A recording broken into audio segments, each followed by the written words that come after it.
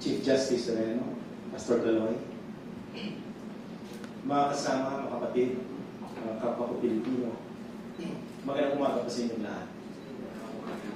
Una po, hindi lang po ako nag-spend sa 3 days po ako na nakahiga sa kama dahil sa sakit. So medyo paupo-upo pa ho ako. Pasensya niyo lang po kung uupo pa minsan-minsan. But naririto po ako ngayon dahil naniniwala po ako sa kay Chief Justice Reno. Naniniwala ako sa pinaglalaban niya, pinaglalaban natin, at itong ideya na binubuo natin itong araw na ito. Sinulat ko po ang dapat kong sabihin. So, pagpasensya niyo. Exactly 18 years ago, in year 2000, my wife and I seriously thought of migrating to the US or Canada and live our lives there. That year, my older brother and his wife just sold everything that they owned in Negros and migrated to the US. My youngest brother and his wife also were applying for migration and were beginning to sell everything that they owned in Bacolod. So my wife and I were also tempted to follow. So in year 2000, the Philippine peso plummeted to its lowest level. Nung taon po na yun, bumagsak ang peso to 50 pesos against $1 for the first time in our country's history. Dahil doon, there was a lot of panic in the country. Maraming Pilipino po naglisan ng bansa at pumunta sa kung saan-saan ang bansa. Kasama po doon yung mga kamag-anak. We too wanted to leave, wanted to escape.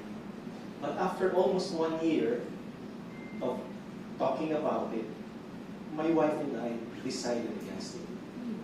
We decided to raise our children here, live our lives here, in the land where God planted us. But while we decided to stay in the country, there was this question na parating bumabagabag sa akin. To this day, it still haunts me. What if the country becomes so much worse than what it was in the year 2000? Paano na lang kung 20 years or 30 years later, lalong lumala ang mga problema at sitwasyon ng ating bansa? It was in that context that I became a writer. I decided to contribute through writing, which I thought was the talent that God gave me. So I wanted to contribute in my own little ways, using whatever small talent that I have, in building a better country for us, my children, your children included. It was in this context that I wrote my first book, 12 Little Things Every Filipino Can Do to Help Our Country, which, to my pleasant surprise,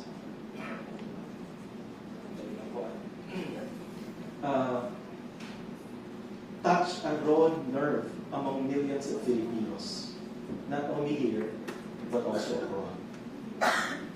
I wrote that first book with an honest belief that we are a great people, that the Filipino is great and talented, that the Philippines is not inferior to the Japanese, not inferior to the South Koreans, that it is not second-class citizen to the Singaporeans, or to the Taiwanese, nor to the Germans. I believe that we are as great as they are.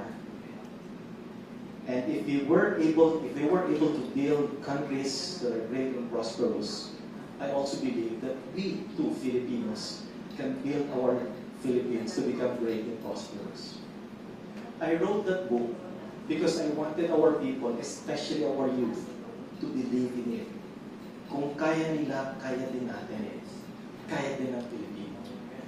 I wrote that book because I sincerely believe that the Filipino is capable of greatness, capable of extreme sacrifices, of containing and conquering himself, of subjugating his personal interest for the greater interest of the people. of sacrificing his personal good for the people's common good. But after 18 years, since my family and I decided not to migrate, but to stay in our country, I had encountered so many disappointments. Chief Justice Sereno asked me to speak to you today for 15 minutes. But 15 minutes is too short a time to tell you all my disappointments and all the problems that I see in our country. But be that as it is, there is so much that I can tell you in 15 minutes. So let me begin. In Hong Kong, there is a public park that is called Statue Square, which is full of people during Sundays. If you go there, you would see that the people are Filipinos. Filipino domestic helpers. 30,000, 40,000 at any given Sunday, enjoying a day of rest from their employers. In other public parks in Hong Kong, you will find several more thousands of these Filipinos. You will see them sitting or squatting by the street sidewalk or sleeping in a cardboard box in the corners of train stations, subway, MRT stations. It is estimated that around 90% of the 210,000 OFWs in Hong Kong are domestic helpers. In 2009, a newspaper columnist in Hong Kong called the Philippines a nation of servants after we began to be aggressive in making our claims in the islands, the West Philippine Sea. In 2009, the Global Time magazine published an article entitled "A Motherless Generation." When I read that article, it saddened me that it talked about the millions of Filipino children in our country who are growing up without mothers by their side because their mothers have to find work abroad. In 2012, the Department of Education released a report showing that 1.4 million Filipino children, students, 1.4 students, dropped out from schools that year in 2012. I discovered that every year, more than 1 million of our students in public schools drop out from school, primarily due to poverty. If this is the case, how many millions of our youth today are out of school? 5 million, 6 million, 7 million youth who are out of school youth. No one is making a serious study. In 2016, the Philippine Statistics Authority, a government agency, released a report saying that 12 million Filipinos are suffering from extreme poverty and extreme hunger. 12 million Filipinos, bigger than the whole of Singapore, bigger than the whole of Hong Kong, equal to the size or population of Israel at the time. In June this year, 2018, the World Bank released its poverty assessment report for the Philippines, saying that poverty in the country has been reduced to 21.6% of our population, from 26.6% in 2005. In effect, the World Bank is claiming that only around 22 million Filipinos are poor. But World Bank used the measurement of $1.9 earnings per day, or roughly 105 pesos earnings a day, as its measuring stick to determine the poverty in our country. Ang ibig sabihin po ba nun ay pag kumikita ng 106 pesos a day ay isang pamilya, hindi na siya mahirap, mayaman na siya. Pero yun po ang sinasabi ng World Bank report published this year. Kung kumikita ka ng 105 pesos a day or below, kasama ka sa doon sa 21.6 poverty ratio of the Philippines. Pag kumikita ka ng 110 pesos a day, hindi ka kasama doon sa 21.6 poverty ratio of the Philippines. Pag kumikita ka ba ng 200 pesos a day, mayaman ka na ba? Pag kumikita ka ba ng 500 pesos a day, mayaman na ba ang isang pamilya? Pag kumikita ba yung minimum wage earner ng 512 pesos a day, mayaman na ba siya? Kung babaguhin kayo ng World Bank, yung measuring line niya, instead 105 earnings a day, pag ginawa niya 512 earnings a day, gaano kaya kalaki ang poverty ratio sa Pilipinas? 30% kaya? 40% kaya? 50% kaya? Or baka 70%? So, gaano kahirap ang bansang Pilipinas? That's why this 2018 World Bank report on poverty is highly questionable for me, if not misleading, if not deceptive of the true poverty situation in our country. It does not tell us in full measure the true picture of our country's poverty problem. And yet, from 2010 to 2017, the Philippine economy grew tremendously at 6.4% per year, the fifth highest in the whole of Asia, a region of 47 countries. For the past 7 years, we have been performing at the top level, fifth in the whole of Asia, a region of 47 countries. Our country's economic growth by GDP was the fourth highest in the world at 7.2%. In 2013, the fourth highest in Asia in 2016 at 6.9%, and the fourth highest in Asia in 2017 at 6.7%. Our country's national budget increased tremendously from 2010 to 2018. From 1.6 trillion national budget in 2010, it became 3.7 trillion pesos in 2018. The increase was 130% increase in national budget in the last 8 years. The size of our national economy also increased tremendously from 2010 to 2017. From 199.6 billion US dollars in 2010, the size of our national economy grew to 371.8 billion US dollars. In 2017, it almost doubled, meaning that from 2010 to 2017, our country generated so much more wealth. But how come the poverty in our country has remained substantially the same, if not worsened? How come the lives of the great majority of our people have not improved for the better? Saan pumunta yung economic growth of the past 7 years, of the past 17 years?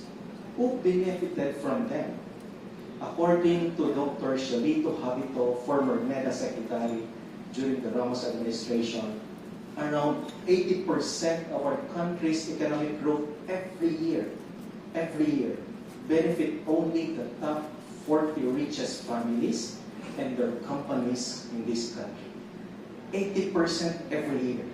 Perhaps this is the reason why the wealth of the 12 richest families in the Philippines tripled in the last 6 years from 2010 to 2015.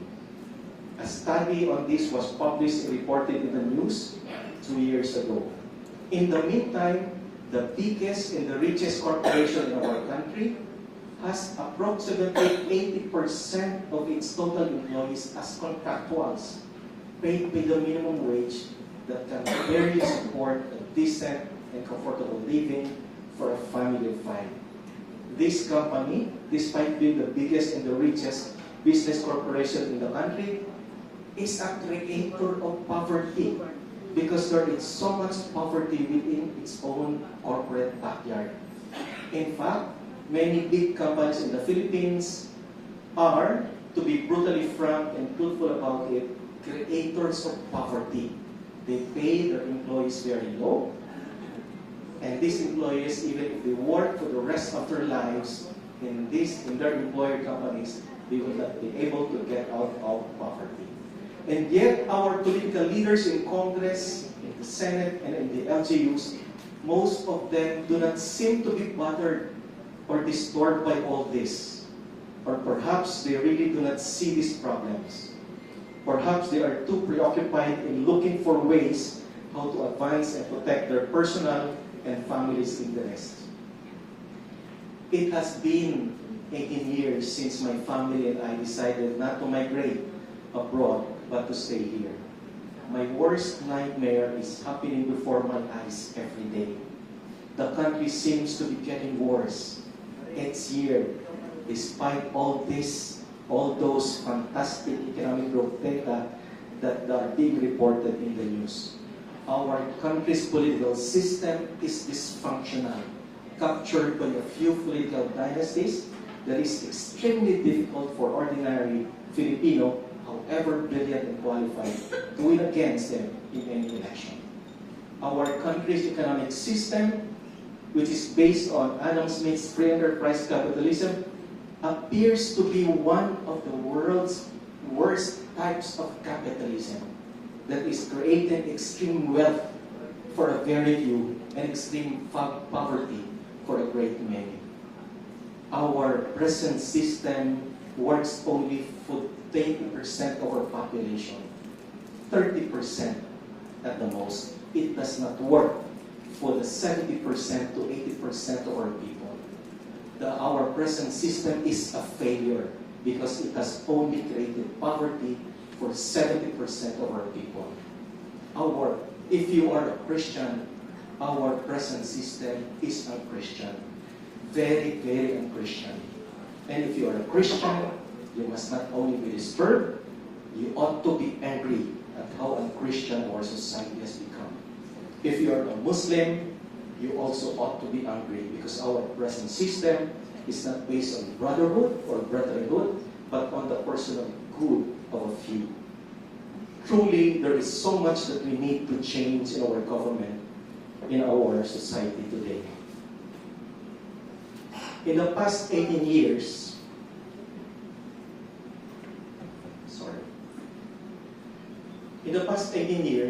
I had encountered many disappointments from leaders who I supported with all of my heart, but leaders whose hearts turned out to be small hearts for our people. Leaders whose hearts do not truly bleed for our people. Leaders who fail to embrace our people's problems as their own problems. Leaders who fail to embrace the dreams and aspirations of our people as their own. Leaders who fail to embrace the happiness of our people as their own happiness. So when Chief Justice Sereno invited me to speak here today at the launching of this new movement, it gave me so much hope. The kind of hope that brings excitement to my being. And I pray in earnest that hopefully this time around, we will do it right. I am glad that Chief Justice Sereno has initiated this new movement, the Bawat Isa Mahalaga movement. I love the name of this movement, Bawat Isa Mahalaga. Truly, iisang pamilya lang tayo mga Pilipino, regardless of our religious beliefs, our ethnic origins, our dialects. Bilang isang pamilya, we should account for each one of our people. Dapat alamin at pakialaman natin ang kalagayan ng bawat Pilipino. Alamin natin ang buhay ng bawat OFW na naghihirap kung saan-saan bahagi ng mundo. Alamin natin ang kalagayan ng mga batang naglilimos at nagnanakaw sa daan. Alamin natin ang mga 1.5 million na kabataan na nag-drop out sa school taon-taon. Alamin natin ang kalagayan ng mga millions of contractual employees who are suffering from low pays and endo. Alamin natin ang kalagayan ng more than 12 million Filipinos who are suffering from extreme hunger and extreme poverty. I believe this is what this movement is all about. This is what Bawat Isa Mahalaga movement should be about. My hope for this movement is that may it find some answers or all the answers to our people's problems. May it find ways to create more work here for our people. May it find ways to tame the greed of our oligarchs and our business elite. May it find ways to reform how business is being conducted in our country so the workers will be valued more than the capital invested. So the workers will get their first share in the earnings of their employer companies. So the people will get their fair share in the growth of our national economy. May it find ways to tame the greed and the lust for power of our political dynasties. And may it find ways to send the corrupt, especially the plunderers, to prison. And finally, may it find ways to give genuine hope to our people, especially to our youth who are just about to start their lives. But in pursuing the change that we all desire, in effecting the reforms we all want to see, let us not be tempted to use any means or method that is foul and unlawful. Mahatma Gandhi said, we must clothe our dreams with sanctity, that we should not soil it with any foul, violent, or unlawful means. Gandhi said that a genuine and lasting change is one that is born out of love. Let us therefore use the power of love, not the power of force and violence, in effecting the change that we dream for our country. Finally, let me just say this again. We are a great people. The Filipino is great and talented. And the Filipino is capable of greatness and extreme sacrifices. We are not inferior to anyone. Kung kaya nilang gumawa ng isang maayos sa bansa sa kanila, kaya nilang Pilipino. But brothers and sisters, mga kapatid, for us to attain this, one thing is required of each one of us. We have to deny ourselves and put the country first. Deny ourselves and put our people first. Deny ourselves and seek the common good first. Deny ourselves and serve the people first. Maraming salamat po, Chief Justice Sereno, sa puso sa pagtatag nito movement Laban Pilipino, Laban Pilipinas, Laban BYM movement, Laban Chief Justice Sereno. Isama sa gamang palapangan po kay Chief Justice Sereno. Maraming salamat po.